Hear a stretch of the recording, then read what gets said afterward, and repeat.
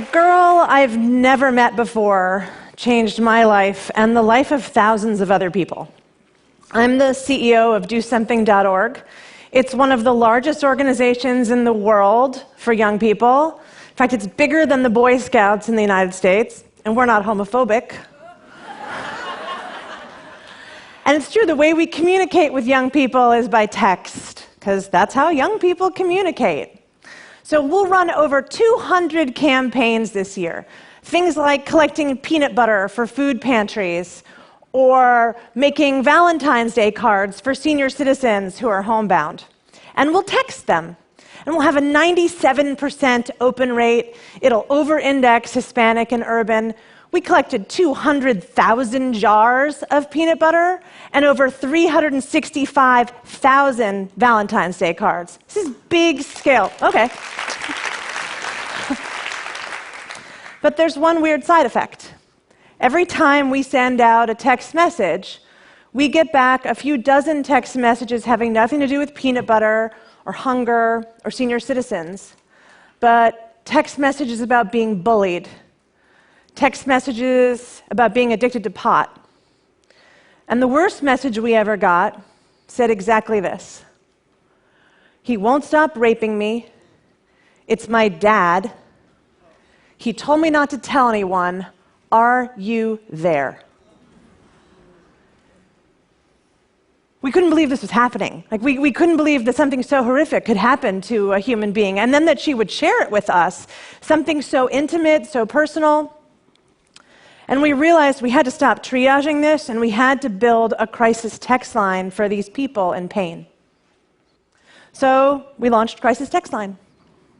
Very quietly, in Chicago and El Paso, just a few thousand people in each market. And in 4 months, we were in all 295 area codes in America. Just to put that in perspective, that's zero marketing and faster growth than when Facebook first launched. Text is unbelievably private. No one hears you talking, so we spike every day at lunchtime. Kids are sitting at the lunch table, and you think that she's texting the cute boy across the hall, but she's actually texting us about her bulimia.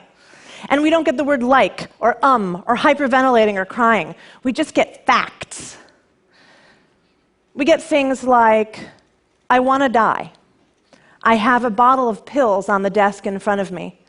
And so the crisis counselor says, "How about you put those pills in the drawer while we text?"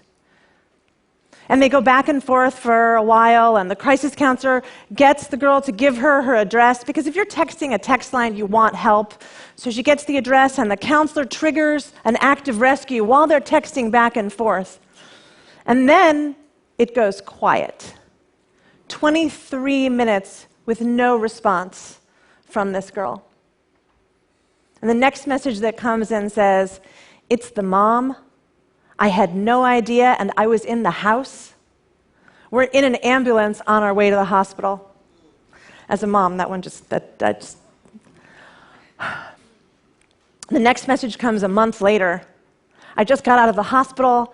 I was diagnosed as bipolar, and I think I'm going to be okay." Yeah. Now, I would love to tell you that that's an unusual exchange, but we're doing on average 2.41 active rescues a day. 30% of our text messages are about suicide and depression. Huge.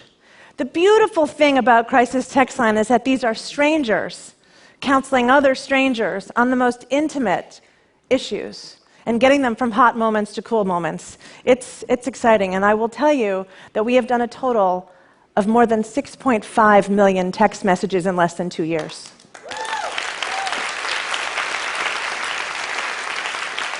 But the thing that really gets me hot and sweaty about this, the thing that really gets me psyched, is the data.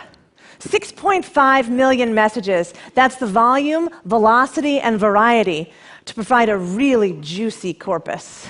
We can do things like predictive work. We can do all kinds of conclusions and learnings from that data set.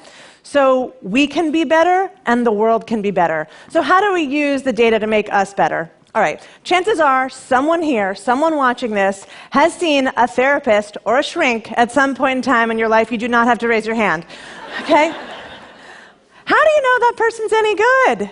Oh, they have a degree from Harvard on the wall? Are you sure he didn't graduate in the bottom 10%? When my husband and I saw our marriage counselor, I thought she was a genius when she said, "I'll see you guys in 2 weeks, but I need to see you next week, sir." We have the data to know what makes a great counselor. We know that if you text the words numbs and sleeve, there's a 99% match for cutting. We know that if you text in the words MG and rubber band, there's a 99% match for substance abuse. And we know that if you text in sex, oral, and Mormon, you're questioning if you're gay. Now, that's interesting information that a counselor could figure out, but that algorithm in our hands means that an automatic pop-up says 99% match for cutting. Try asking one of these questions to prompt the counselor. Or 99% match for substance abuse. Here are 3 drug clinics near the texter. It makes us more accurate. On the day that Robin Williams committed suicide, people flooded hotlines all over this country. It was sad to see an icon, a funny man, commit suicide. And there were 3-hour wait times on every phone hotline in the country. We had a spike in volume also. The difference was, if you text us, "I want to die," or "I want to kill myself," the algorithm reads that, you're code orange, and you become number 1 in the queue. So we can handle severity, not chronological.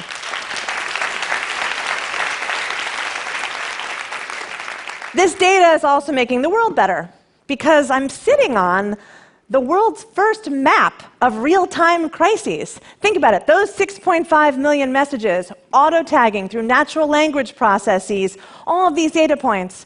I can tell you that the worst day of the week for eating disorders, Monday. The worst time of day for substance abuse, 5 a.m. And that Montana is a beautiful place to visit, but you do not want to live there, because it is the #1 state for suicidal ideation. And we've made this data public and free and open. We've pulled all the personally identifiable information, and it's in a place called crisistrends.org. Because I want schools to be able to see that Monday is the worst day for eating disorders, so that they can plan meals and guidance counselors to be there on Mondays. And I want families to see that substance abuse questions spike at 5 a.m. And I want somebody to take care of those Native American reservations in Montana.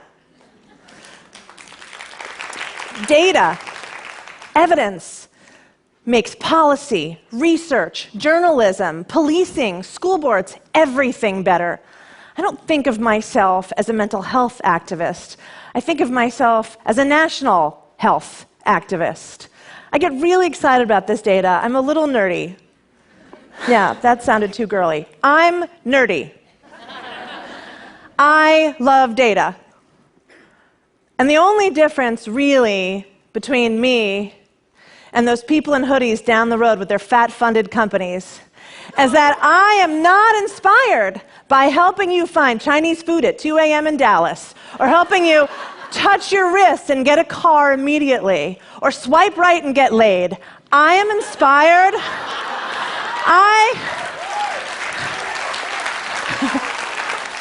I want to use tech and data to make the world a better place. I want to use it to help that girl who texted in about being raped by her father. Because the truth is, we never heard from her again. And I hope that she is somewhere safe and healthy, and I hope that she sees this talk, and she knows that her desperation and her courage inspired the creation of Crisis Text Line, and inspires me every freaking day.